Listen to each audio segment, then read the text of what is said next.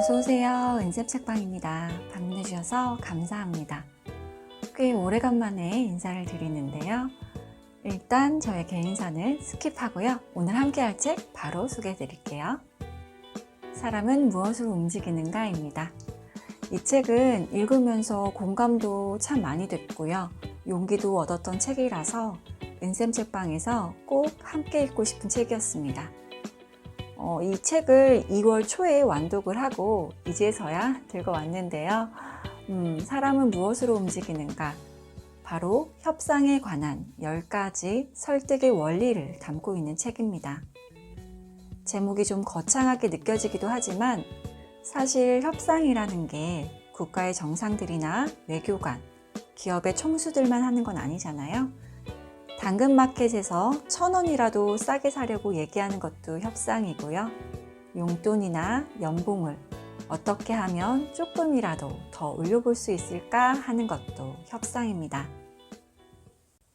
자기 내면에 서로 다른 여러 목소리 사이에서 갈등하는 것도 협상이다. 시간이 늦었는데 잠자리에 들지 않으려는 자녀와 신랑이 하는 것도 협상이다. 바깥에서 더 놀고 싶어하는 반려견을 집으로 들어오게 만드는 것도 협상이다. 연봉 협상만 협상이 아니다. 협상은 우리가 자신의 목소리를 발견하는 무대 같은 것이다. 협상은 의사결정이고 커뮤니케이션이며 비판적 사고다. 한마디로 협상은 삶 그 자체다. 협상을 더 편안하게 느끼고 자신감이 커질수록, 그리고 자신의 가치에 대한 믿음이 클수록 더 만족스러운 삶을 살게 된다. 네, 이렇게 우리는 일상에서 매일 크고 작은 협상들을 합니다. 한마디로 협상은 삶 그 자체다. 참 인상적인 한 줄인데요. 이제 본격적으로 책 이야기를 시작해 보겠습니다.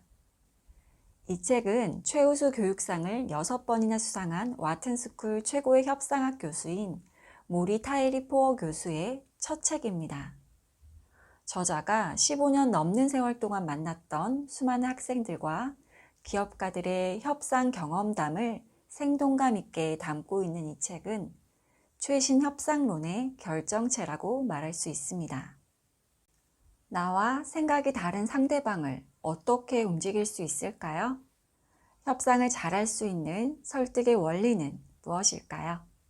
이 책은 크게 두 파트로 나뉘어집니다.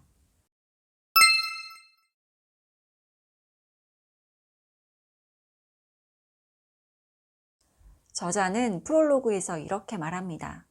이 책에서 강조하고 싶은 4가지는 다음과 같다. 첫째, 협상에서 가장 중요한 것은 공감이다. 둘째, 자신의 가치를 제대로 알아야 한다.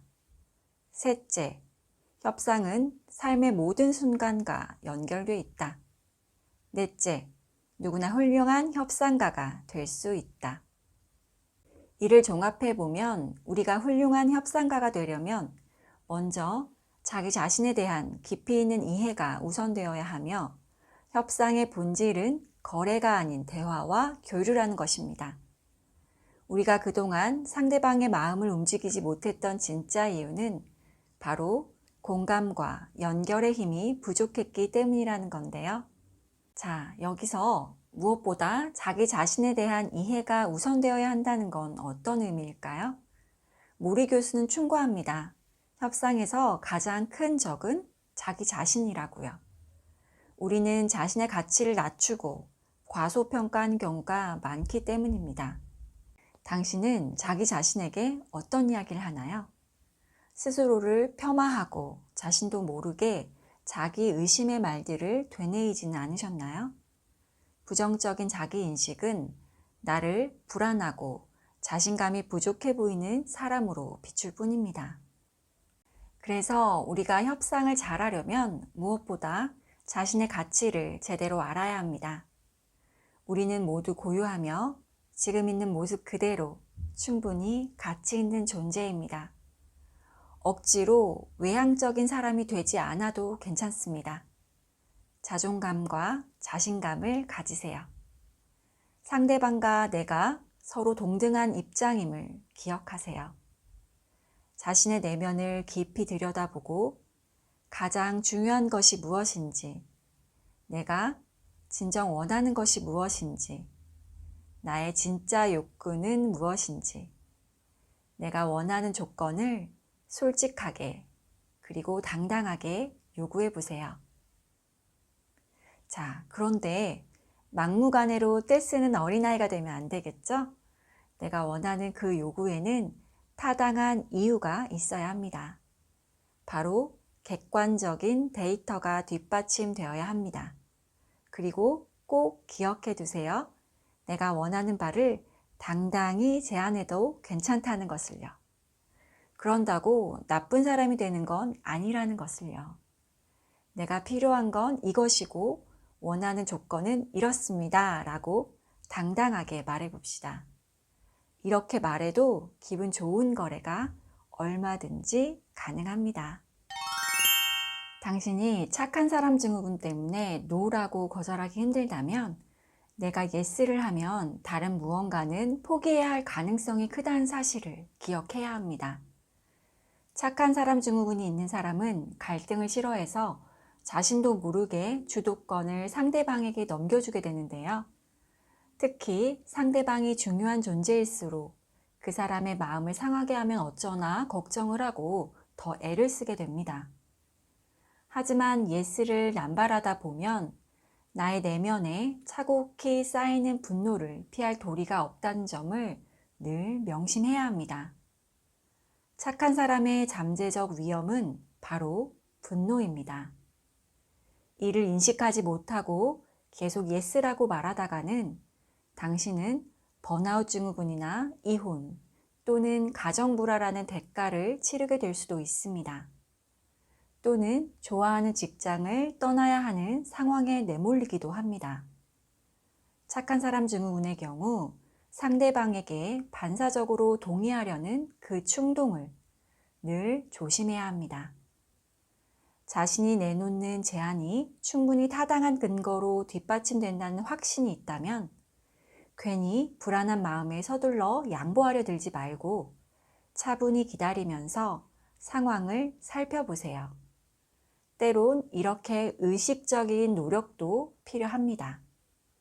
우리는 무엇보다 먼저 자신의 만족을 찾아야 하고 자신을 위한 협상을 해야 합니다. 마지막으로 협상에 있어 열린 태도의 힘, 다양성을 존중하는 포용력은 매우 중요합니다. 각자의 가치관은 매우 다양한 요인, 즉 연령, 인종, 성별, 교육 수준, 사회 경제적 지위 등의 영향을 받아 형성되기 때문에 대단히 개인적인 것입니다. 그래서 사람은 누구나 잘못된 선입관, 고정관념 혹은 편견 등을 가지고 있을 수 있습니다. 반대로 나와 성향이 비슷한 사람을 만나면 확증 편향에 빠질 가능성이 큽니다. 자신과 반대되는 생각에 귀를 기울이는 것은 당연히 내키지 않겠지만 이는 모든 협상에서 꼭 필요한 일입니다.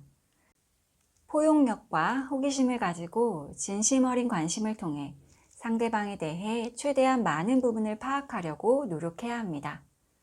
이때 상대의 감정을 헤아리는 공감 능력이 없다면 양측 모두 만족하는 협상 결과를 만들 수 없습니다.